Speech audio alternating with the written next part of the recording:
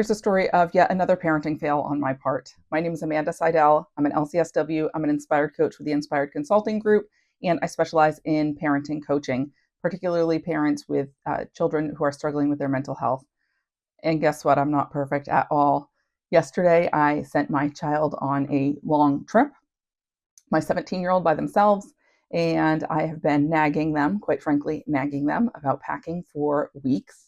And they, of course, it played out just as I thought it would. They packed the day before, and I was an anxious mess and upset about they don't have the proper outfits for their packing list. Why didn't they do this ahead of time? And I could sell my total amygdala um, takeover. I was not thinking clearly. I was nagging. I was anxious. I was frustrated. And my child, these are not things that make them anxious.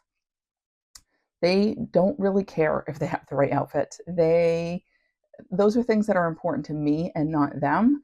And so after I calmed down and took some space, I had to remember what is important. What are the non-negotiables? What are the things that, whether my child thinks it's important or not, are important?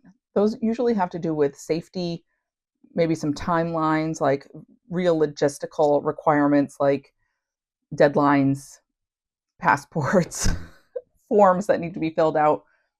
But beyond that, what outfit to wear at an event? What is the real consequence if they don't have the right outfit? It's almost nothing. The consequence will be that maybe they don't fit in as well, maybe they stick out.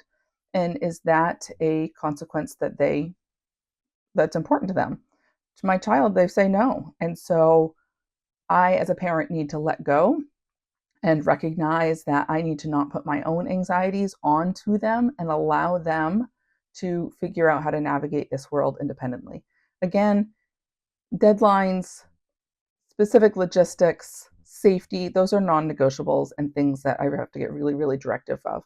But beyond that, when I'm starting to feel frustrated and anxious and overwhelmed by the behavior that my children are doing or not doing when they aren't doing what I want them to, it's really hard, and I fail at this a lot, but to step back and think about what is really important, and is this a perfect opportunity for my child to figure out how to navigate the world and for them to learn from the actual natural consequences rather than me telling them or rather than my anxieties. Here's the reality is my kid will show up, they will have clothes to wear, they will show up to the events, and if they feel really out of place and if they feel really out of place and self-conscious about the outfit they wear, then next time they'll pack sooner and more accordingly. Or maybe they won't, and that's okay. That's my anxiety, that's not theirs. Trying to, as our children get older and as our teenagers grow into independent adults, separating out what is my anxiety and what is their anxiety, and being really careful to not put my anxieties onto them is a really hard thing to do. It's something I try and get better at each day, and am absolutely not perfect, as evidenced by my little flippy yesterday as they were packing. But guess what? Whether you pack an hour before your trip or a week before your trip, the plane takes off. Hopefully you're on it with your packed clothes, and beyond that, it's not that big a deal. Think about some of the situations where maybe you've put your own anxieties onto your kids, and what are some things that you could do next time to make sure that you separate out your anxiety from your child's. My name is Amanda Seidel. I'm an Inspired Coach with the Inspired Consulting Group.